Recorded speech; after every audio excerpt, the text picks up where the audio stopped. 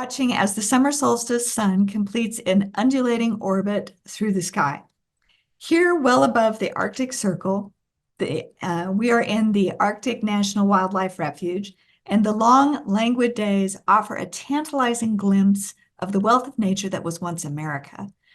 I'm on a 2-week float trip with my husband, Dan, and we are joined by thousands of porcupine caribou.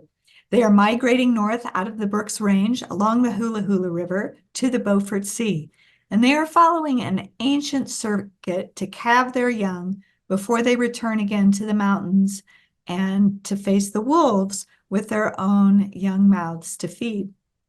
And I will tell you, it is impossible not to be gobsmacked by this experience.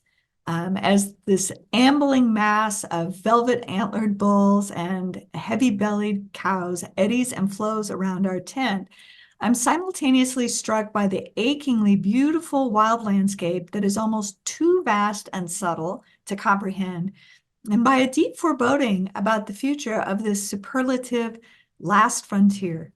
Can oil drilling and caribou mix? In a 21st century challenged by climate change, can we find a balance between environment and economy? Can we afford not to?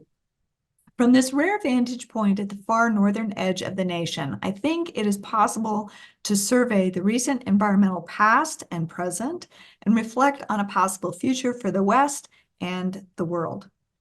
So, okay, first things first, the Arctic is obviously not the top of the world any more than Antarctica is the bottom. But the idea, I think, provides a useful concept for surveying the broad sweep and context of the continent's deep history. Because in many ways, Alaska functions like a high-powered magnification of the environmental challenges confronting the modern and contemporary West. So let me show you where we are.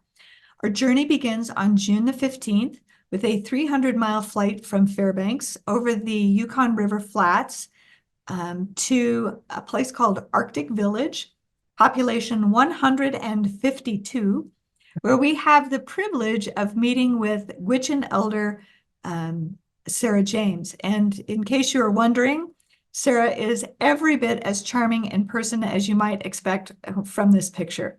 She is now in her late 70s, and she has been a tireless crusader for her people, the people of the caribou, and this land, the land that they both call home. She also tells us as we gather around her that even this extreme environment, the global warming experience, is universal. And this really, at the beginning of the 21st century, is the greatest environmental threat to the West, to the United States, and to the world: global climate change. What we're talking about here is long-term rise in temperatures, big picture change over a century or more, rather than just short-term variations. This winter was cold, last winter wasn't so cold, that kind of thing. That's what defines global climate change. And to be sure, the planet's climate has always been in flux, cycling between ice ages and warmer epochs. But what distinguishes recent trends is the rate of change. In the past, even minor temperature variations occurred over millions or even tens of millions of years. Scientists can now track them in decades. The principal cause of this warming trend is the rise in carbon dioxide emissions and other heat-trapping greenhouse gases that are released during the Industrial Revolution. And the primary source of these greenhouse gases is the burning of fossil fuels. And we are living with the consequences of global climate change right now. They're already evident. I know, have experienced them. In 2022, national climate change fueled disasters. So we're talking about things like hurricanes, wildfires, drought, caused more than $165 billion in national damage. By August of last year, the damage costs were already twice what they had been at the same point in 2022. So each year, this is accelerating. And so in many ways, because the American West is at the vanguard of these environmental shifts, the need to develop a long-term, sustainable relationship between people and nature in this region has become urgent. NASA now ranks 2020 as the hottest year on record, just slightly above 2016. And this is since record keeping began in 1880. And notice that the warmest 8 years have been the last 8 years, and we haven't got a new we haven't gotten a new one for that includes 2023 yet, but it would be in there too. In fact, the summer of 2023 was Earth's hottest ever. So how does that relate to going someplace so remote, it seems, from this heat? From Arctic Village, we board small bush planes for a stunning flight through Alaska's Brooks Range. We fly well below the peaks, and I am immediately struck by the scale of this landscape. Below us, wild ice melt rivers rework their cobble beds, and I can't help but compare them to the overworked, heavily dammed Colorado River that has sustained me through most of my life. We land on a small gravel bar at the headwaters of the Hulahula River, which flows due north into the Beaufort Sea. We are in the heart of the 19.2 million acre Arctic National Wildlife Refuge, sometimes just called ANWR for short. It is the largest in the nation. It was set aside in 1980. ANWR, in addition to being just 19.2 million acres itself, it also has 8 million acres of designated wilderness and sits on top of an estimated 11 billion barrels of oil. On this stunningly clear day, we are 10 alone in this vast landscape along our silver thread of water. Alone as people, since we've already spotted a red fox and a small wolf pack stalking about a dozen Dall sheep, and the caribou are coming. This remote Alaska River, as I said, reminded me of just how opposite it is from the Colorado. It almost couldn't be more opposite. Aridity is the West's reality, and the region's water worries have intensified as high temperatures and drought have evaporated the hydraulic systems that are so essential for making the desert bloom.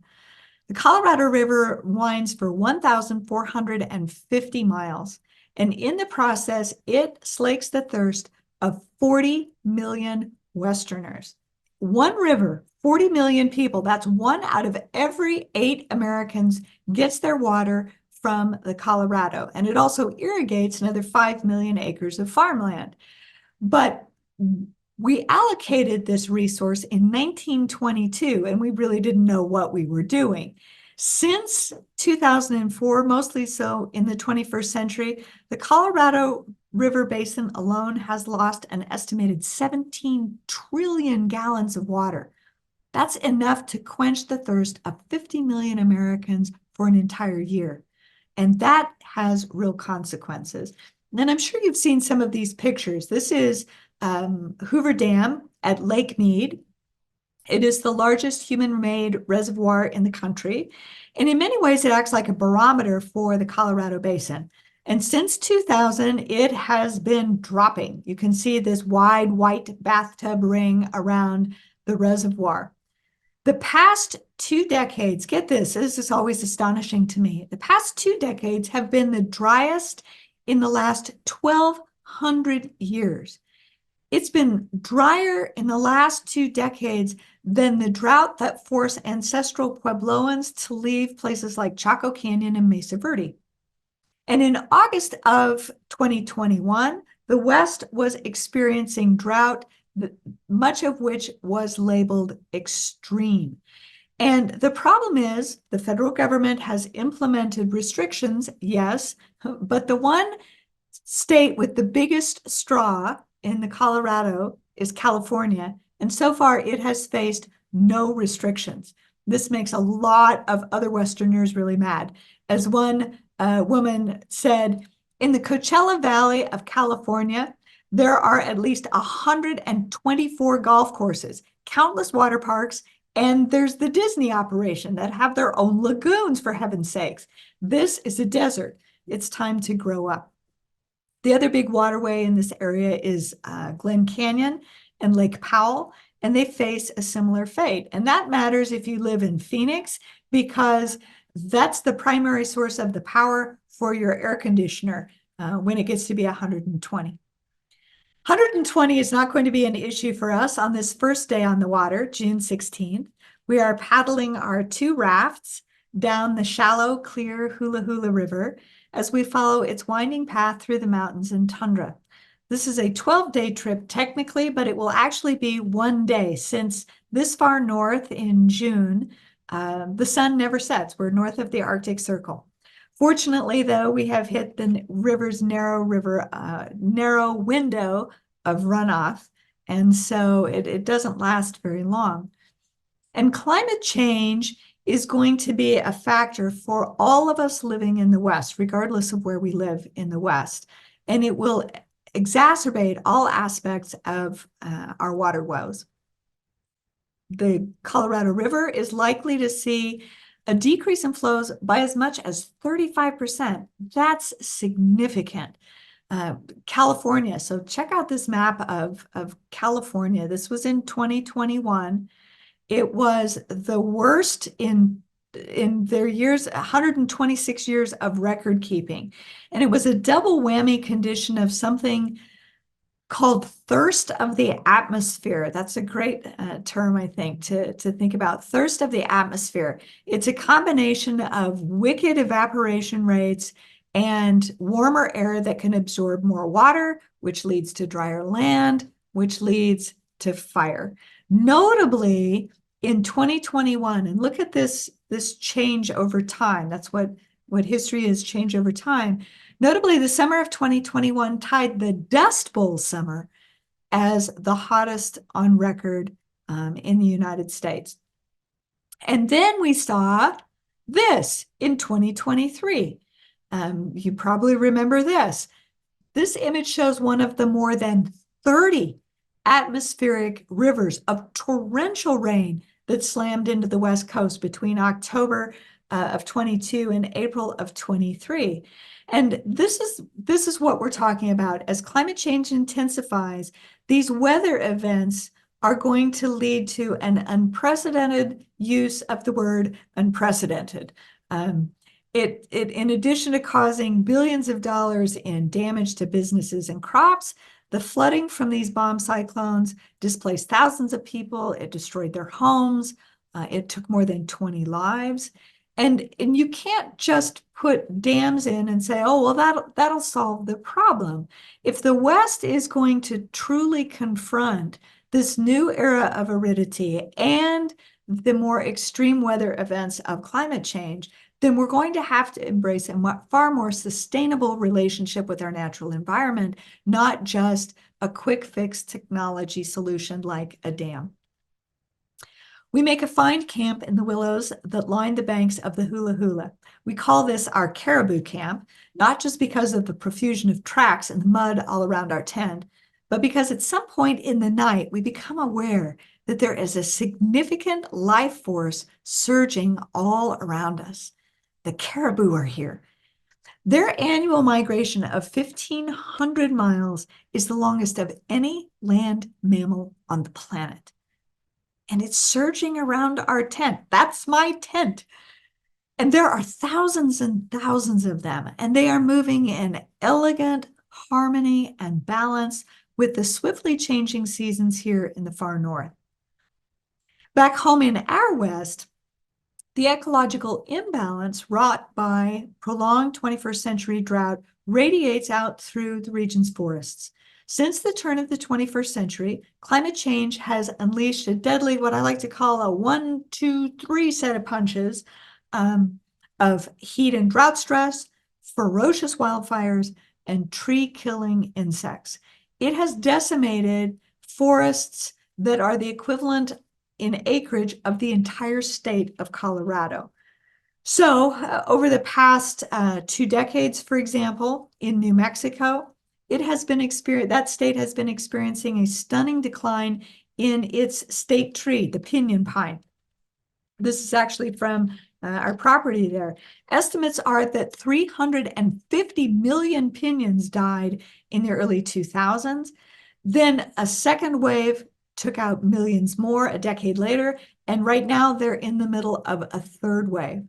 So it's taking a toll on these kinds of trees, but it's also taking a toll on others. In Utah, where I am right now, the Pando Aspen Grove, and this you got to put on a bucket list if you've never heard of this or been here. The Pando Aspen Grove is the most massive living organism on Earth. And it's kind of like an avatar symbol of interconnectedness.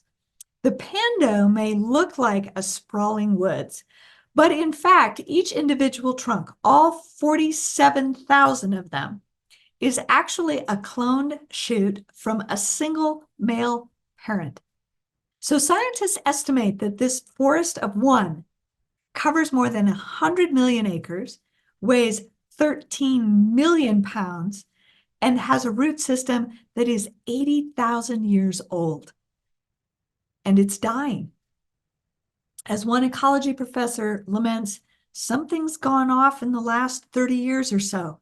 If it's been around that long and it starts to fall apart on our watch, it's kind of a harbinger of how we interact with the earth in general. And what's gone off with Pando is that there are no new trees. There are only senior citizen aspens. Most are more than 100 years old. So if the grove isn't able to regenerate the next generation, it is doomed to decline. This is not the kind of balance that we need to be seeing if we're going to live sustainably in the West.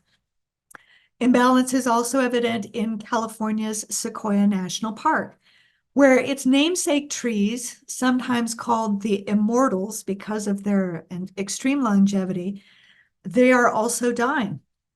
In 2020, in what was called an unprecedented mortality, more than 10% of the entire world's giant sequoias burned in one fire, in the Castle Fire.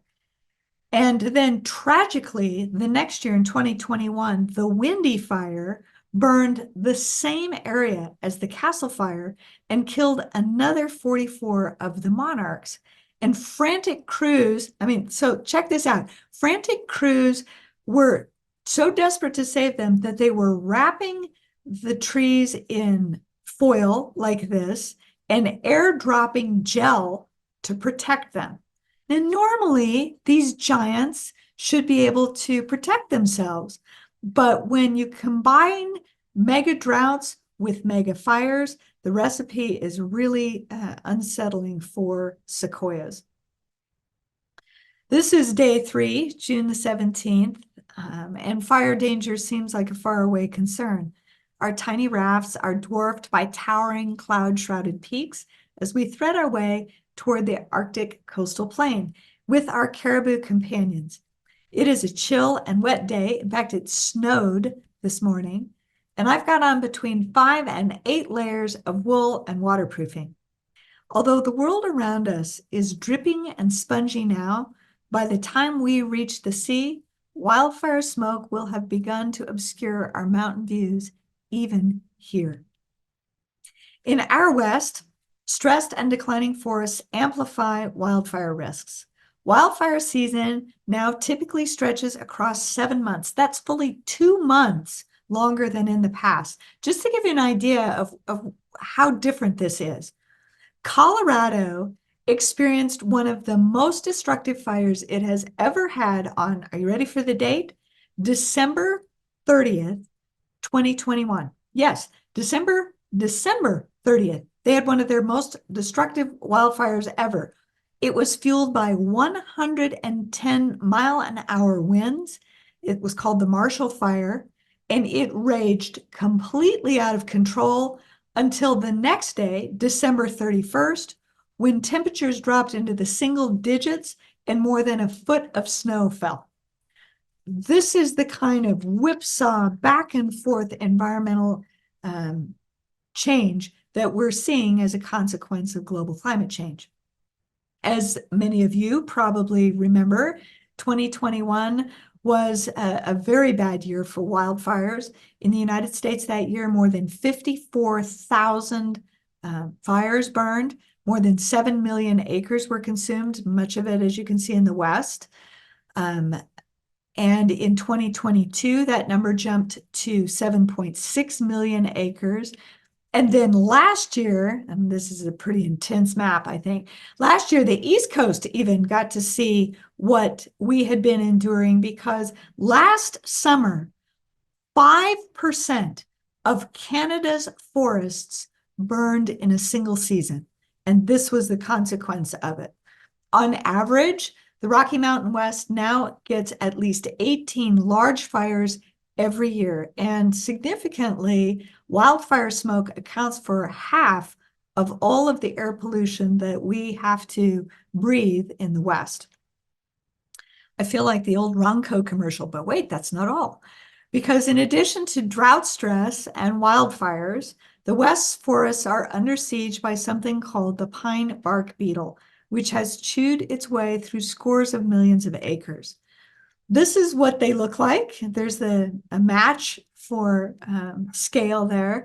They're actually highly evolved members of the weevil family, and they're native to the West. They co-evolved with pines as a really essential player in overall forest health. They cull out the weak trees and ensure the survival of the fittest pines. So again, what makes what's happening now significant and remarkable is the scale. Warmer temperatures mean that some populations of mountain pine bark beetles can produce 2 generations in a single year. And when we have mild winters, they don't get killed off.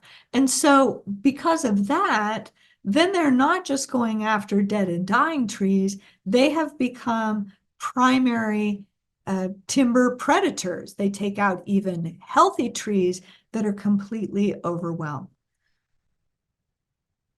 On this layover day, June 18th, we hiked to the foothills of the Brooks River, no trees here, as you can see, to a ridge high above the lush U-shaped valley cradling our river. We've been moving with the caribou and the wolves that are tracking them. From this stunning vantage point, I am struck by an unmistakable urgency to the movement of the caribou, one that seems to go beyond the primal need to put distance between them and wolf dens of new pups. Climate change has unleashed a cascade of disruptions even here that is transforming the caribou's home into a wetter, warmer, greener, and less icy region, as the Arctic warms more than twice as quickly as the rest of the globe. Will they be able to keep up? And the truth is, of course, all animals and plants have to respond to climate change, and over the millennia they have. Range shifts are a natural part of adaptation, but it's, again, the rate of change that we're talking about. It's too fast to allow for evolution and adaptation to take place. And the consequence is a threat to biodiversity and potentially a mass extinction, the likes of which we have never really had to contend with before.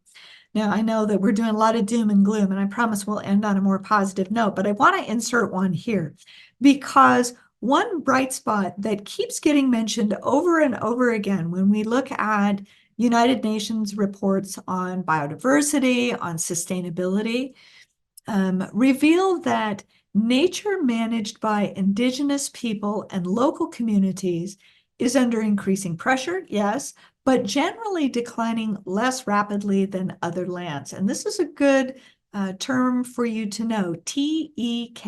It stands for Traditional Ecological Knowledge, Traditional Ecological Knowledge, TEK. And it's the term used to describe cooperative land and animal management with Indigenous cultures, and it shows real promise.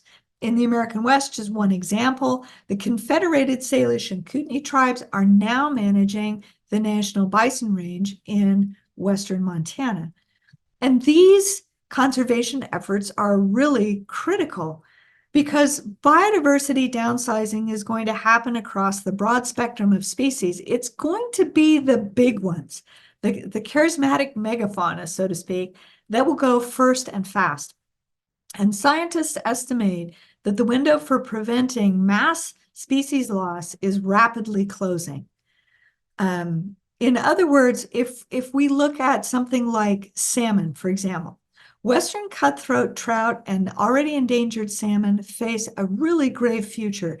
In 2019, salmon Chinook numbers had dropped to about 1,500, and they have continued to decline. And fisheries scientists believe that we may only have about 20 years, and then they're going to be gone altogether.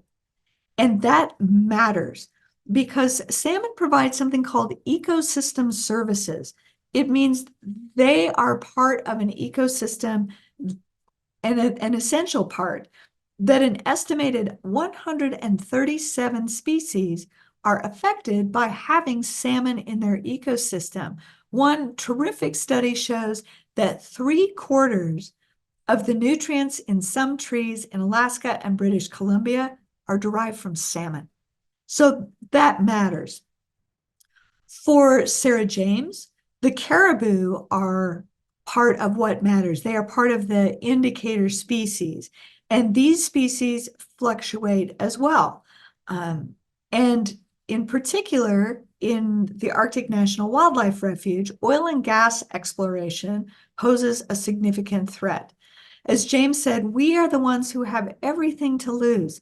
The oil companies keep saying that all their roads and pipelines aren't going to bother the caribou, but we know the caribou. We know they don't like all that stuff, especially when they are having their calves. If we lose the caribou, there will be no more forever. Here on summer solstice eve, June 20th, it is impossible to imagine how to reconcile this vast teeming with animals slice of wild America with oil rigs and pumping units. For the Gwich'ins, the caribou is a powerful indicator species of both the health of the ecosystem and the vitality of the people themselves. One more familiar indicator species that you might know about is the humble honeybee. It is technically an exotic, meaning it's not native to the Americas. It was introduced by Europeans, but it has become the foundation upon which much of the West's floral health, and by extension human health, is based. Because of their intimate and symbiotic relationship with plants, bees function like sensitive ecosystem monitors, a bee version of a canary in a coal mine. They're not native, but get this, they account for approximately 1 out of every 3 mouthfuls of food that you put into your mouth every single day. And starting in 2006, they began to experience a catastrophic population decline, somewhere depending between the 30 and 90%. And scientists have labeled this colony collapse disorder. That's what they've labeled it, but they don't know why it's happening. On average, about 1/3 of all honeybees colonies nationwide perish. Is it mites? Is it fungi? Is it pesticides? Probably, but there are no definitive connections. The ultimate answer to the CCD riddle may not be one saboteur, but many, kind of a perfect storm of stresses. What scientists do know is that since the 1940s, the number of viable bee colonies in the nation has contracted by half. By half. And the fate of the humble honeybee may be symptomatic of our own environmental fate. This is also true not just with honeybees, which we appreciate what they give us, but also with native bees to the Americas. So in this case, we're talking about, for example, bumblebees. This was once the most common bee species in North America. Bumblebees have now completely disappeared from 8 states, 4 of which are in the West. And overall, their population has declined by nearly 90%. And that really matters. So here are some other native bee species, because they are twice as effective at pollination, especially of native plants to the Americas, than honeybees. They were even in the Arctic with us. It is summer solstice, and we are in sight of the Arctic Ocean. Today, we travel through the ice blue ice walls that soar along our slicing river. We stop on this blindingly bright day to marvel at the frozen wonder so foreign to this Arizona-born girl, and commune with this vital life force of the far north. The rapidly melting ice is also a beautiful and sobering reminder that things are becoming unstuck on our planet. Average temperatures in the Arctic rise 2 to 4 times as fast as the rest of the planet. The truth is, what happens in the Arctic doesn't stay in the Arctic. So, Earth Overshoot Day. Earth Overshoot Day is an ecological footprint indicator. It utilizes a year-long calendar to identify the date on which human consumption of ecological services and resources overshoots the planet's capacity for regeneration. So ideally, of course, it means a year should sustain us. It's kind of an ingenious, really, sustainability index. So ideally, again, Earth Overshoot Day would fall on December 31st. Instead, in 2023, Earth Overshoot Day came on August the 2nd.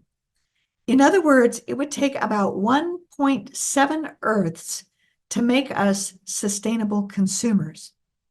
And that's changing rapidly. As recently as 1970, Earth Overshoot Day was in December, late December. And if the rest of the world lived like the United States, things are even worse. If all the world lived and consumed like we did, Earth Overshoot Day would fall on March the 13th. In other words, just to sate our national demands would require 5 Earths. We've only got 1. So we have to move the date. June 22, day 8 on the water, and we have flushed out of the mountains and onto the Arctic coastal plain at last. The scale of the landscape is impossible to comprehend, and its most astonishing feature is the utter lack of human impact. No fences, no cows, no buildings, no utility poles, no oil wells, nothing. In other words, it is just 10 people in 2 boats and a few tents in the middle of the vast Arctic National Wildlife Refuge. And I realize that I'm extremely grateful that these empty of us places endure, but for how long? In late 2021, world leaders met at the United Nations Climate Change Conference. You've probably heard of these. These are called COP. That one was 26. They do it every year. And they talk about the ways in which we need to think about this idea of sustainability. We need to cut auto emissions. And many countries have pledged to do just that. The United States is not one of them. And of course, that's an important realization to make, is that the climate of the Earth has no borders, and we're all in this together. One of the issues is going to be coal, and we'll talk a bit more about that in just a minute. It is days 9 and 10 of our trip, and I am in a contemplative mood. It is at first a slow day of paddling down an increasingly wide, shallow braided river before we pull out to camp and then portage the gear to better align with our pickup spot in the Beaufort Sea. The sparkling sunny days have deteriorated into 40-degree driving rain, and we all huddle in our fabric igloos to try and escape the weather. Here in this remote, suddenly gray and howling world, the furiously flapping tent incessantly reinforces how small and incredibly vulnerable we actually are. As we move into the 21st century and confront the effects of our long-term exploitation of the planet. Western aridity, particularly in the context of climate change, is going to force us to confront the myth of inexhaustibility. Someone recently asked the climate scientist from Texas, actually, Catherine Hayhoe. She said, they asked her, and she's a woman of faith as well as a climate scientist. They said, do you believe in climate change? And she said, no, I don't. And people were like, wait, what? And she said, belief doesn't come into it. Scientific verification does. Gravity doesn't care whether you believe in it or not either, but if you step off a cliff, you're going down. And she is relentlessly optimistic. She reminds us that it's not about saving the planet, it's about saving us. So, oil extraction is what menaces ANWR. This is day 11, June 25th, and we have reached the Beaufort Sea, the northern tip of North America. We are camped along the shore, looking out at floating chunks of ice peppered with seals. Our last day on the river has been a bony slog, and that evening in camp, our ever good-natured river guide, Kevin Thirsty McDermott, who is a Western Colorado descendant of hard rock miners, gives an eloquent and emotional plea that we take this gift we've been given, ANWR, and do everything in our power to protect it. Protecting ANWR means confronting and overcoming our oil addiction. When Congress created ANWR, it reserved the possibility of authorizing oil and gas development in a vast 1.5 million acre undesignated wilderness swath known as the 1002. You can see that at the top of the map. The 1002 encompasses much of the Porcupine Caribou grounds, and the previous presidential administration of Donald Trump opened it up for oil and gas leases right there at the end of his term. Then when the new president, Joe Biden, came in, he swiftly halted all of those leases and then finally canceled them. And if you want to know what that might look like, you can look pretty closely to ANWR. Just west of ANWR's 1002 area is Prudhoe Bay. It's the largest oil field in North America. It covers about 200,000 acres. And this is part of, honestly, what's at stake in 2024. It is day 12, June the 26th, and we wade through the Arctic Sea, pushing our boats to the island rendezvous with the bush planes that will take us back to our first shower in 2 weeks. Try not to think about that too much.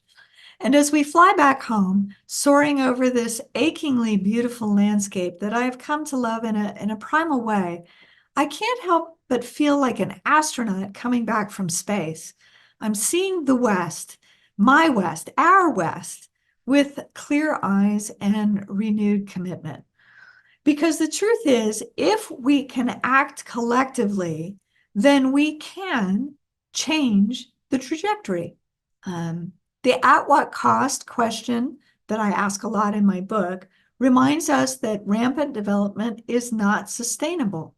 The burning of fossil fuels for heat and energy is the largest source of greenhouse gas. Coal accounts for the largest share of that, 40%. Oil is second at 32%. So when we talk about sustainability, when we talk about changing this narrative, then we have to talk about what cities can do, incentivizing green building projects, public transportation, recycling, environmentally appropriate landscaping, wise water use, renewable energy, citizen education. Voters, and we're going to have a big chance for that this year, voters have to demand responsible and responsive local, state, and federal representation that prioritizes environmental health and sustainability. And individuals, so this is at all levels, individuals have to strive to reduce their personal ecological footprint by reducing consumption, driving less, practicing recycling and composting, eliminating single-use plastics, eating less meat and a more plant-based diet, conserving water, and voting with your dollars for sustainably produced items. These can produce real profound changes. Other possibilities include habitat restoration and preservation. Westerners can protect the birds and the bees by xeriscaping with native plants. This is I call him my screech owl because he lives in my backyard. I put that owl house up and I got an owl.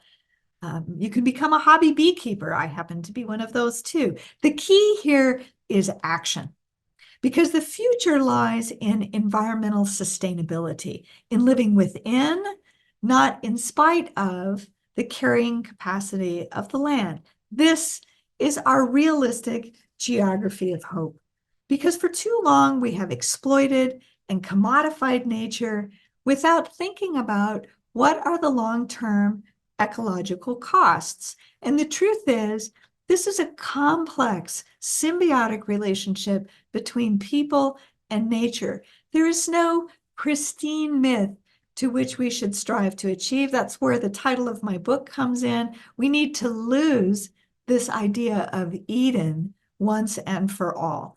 And instead, the time has come for a new collective sustainability paradigm, what I like to call the triumph of the commons. No one person has to take the blame for environmental decline, but when individuals act in the common good, rather than in pursuit purely of their own selfish interests, the results promise extraordinary dividends. Sustainability, brought about by cooperation, is essential to our survival. It is how we 10 made it safely through our Arctic journey, and it's the only way forward. Here's the thing. In the end, we all need clean air, clean water, and a healthy environment, which makes all of us, regardless of our politics, environmentalists. We need those things. And ultimately, we must learn the lessons of the past, and now is the time for action. As the last frontier, as thirsty, as Sarah James reminds us, indeed, as the indomitable Greta Thunberg urges, the one thing we need more than hope is action. Because once we start to act, hope is everywhere. And I firmly believe that this is the true significance of the American West and the real value of its environmental history. I can't resist ending with a Wallace Stegner quote. It is hard to be pessimistic about the West because this is the native home of hope. Okay, thank you very much.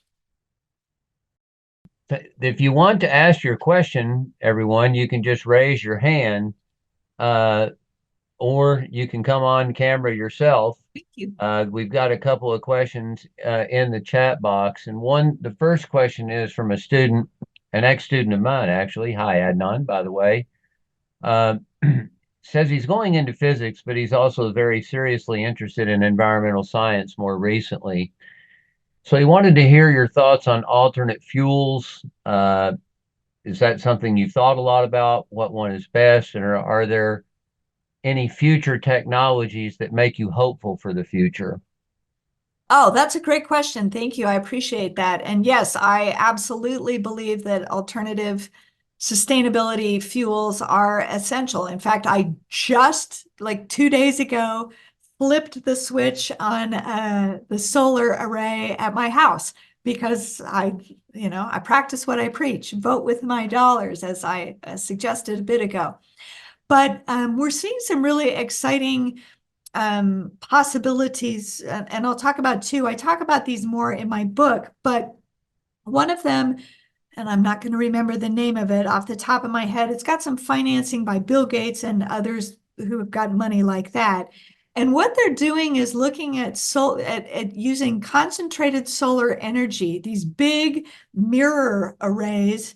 If you've ever flown over the Western deserts, you may have seen them out by Las Vegas. These big mirror arrays, and what they do is they're shaped like a bowl, and they bounce sun off of one another into this really concentrated center that generates incredible amounts of heat. And that matters because there are a lot of industrial processes, particularly cement making, that take extraordinary amounts of heat. And right now, the only way to generate that level of heat is by burning fossil fuels. And so if we can replace the burning of fossil fuels to create some basic, I mean, we need cement, but if we can do it in a carbon neutral way, what an incredible transformation that becomes in a move towards sustainability. There are carbon sequestering proposals, which your student probably knows more about than I do, some of which are really exciting, some of which are a little far-fetched. The other idea that I think is worth exploring too is this. Politically, we've been talking about an idea called carbon dividends, where we put a tax on, I know tax, don't freak out. We put a tax on fossil fuel use that goes into an account, and everyone earns dividends.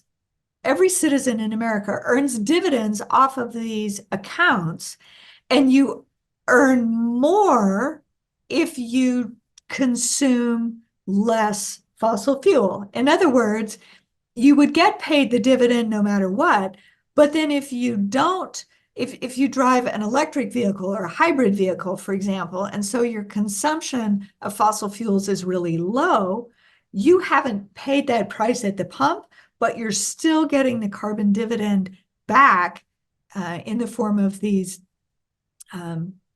sort of federal subsidies to consumers to get us to use less fossil fuels. And I think in many ways that's going to be essential. How do we get people not to do something?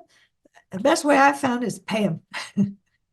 Yeah, I think that, I mean, I'm scarcely an expert on this, but I think a lot of economists would say that some type of carbon tax would be the most efficient way to also reduce fossil fuel use. So if Indeed, you could because combine that with support among the population for the tax, then that seems to me be I think the majority of economists has recommended that, although indeed, they again, I'm have. not Yeah. absolutely certain about that. Yes, you're correct.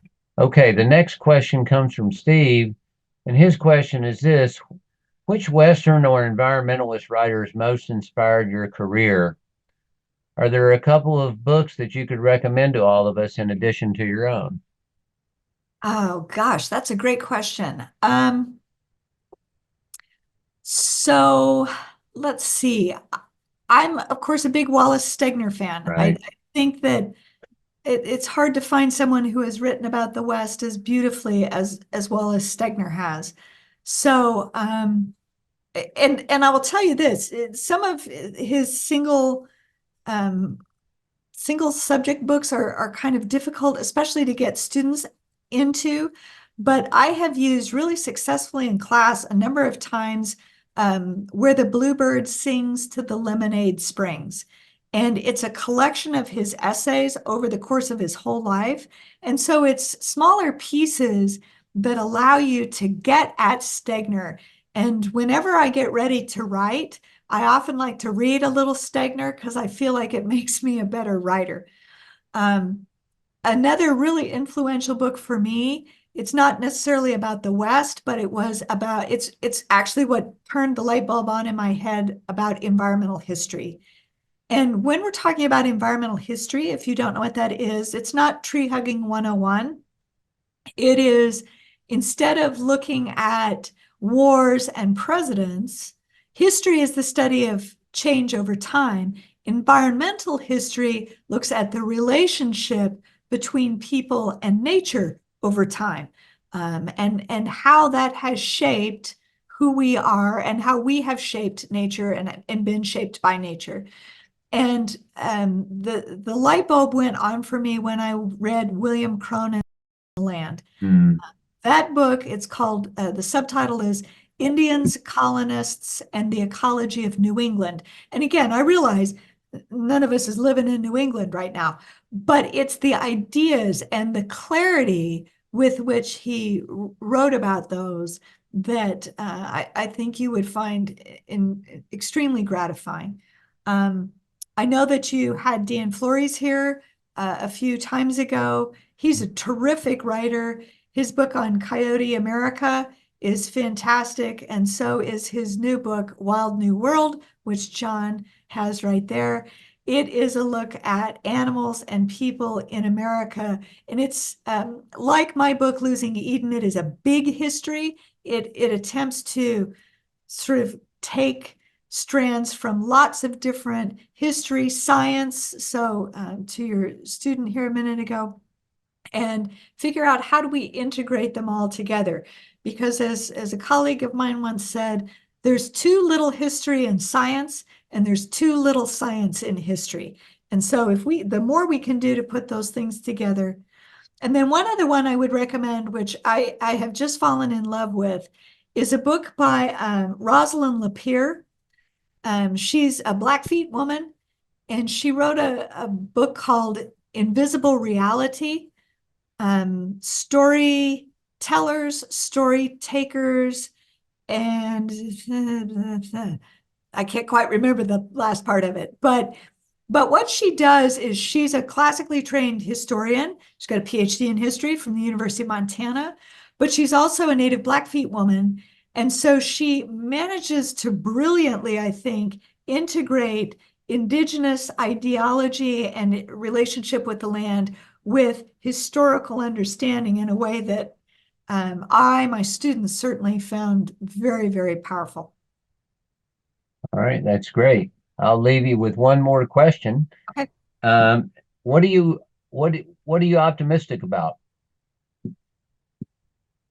Us. I really am. I'm optimistic about us.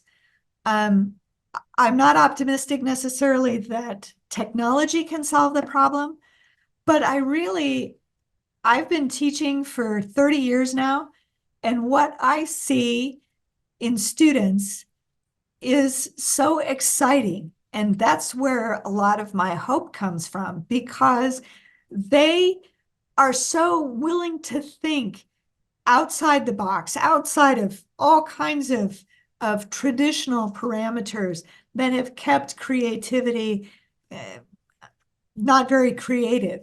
And so what makes me optimistic is that young people in particular are seeing the world, and they're not really happy with what they've inherited, and they're willing to do what it takes to make a difference.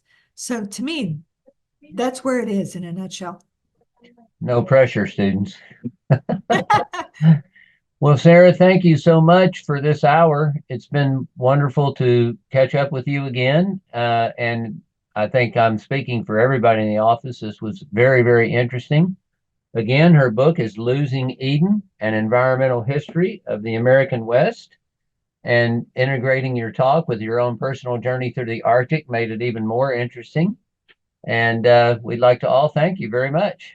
It's my pleasure. And I will also say, if you do read my book or anything else and you want to reach out, I'm always happy to get an email. I actually read email, and even more shockingly, I respond to email. So I'd be glad to hear from you. Thank you so much for your time today. And John, again, thank you so much for making this happen. You bet. This is wonderful. Thank you.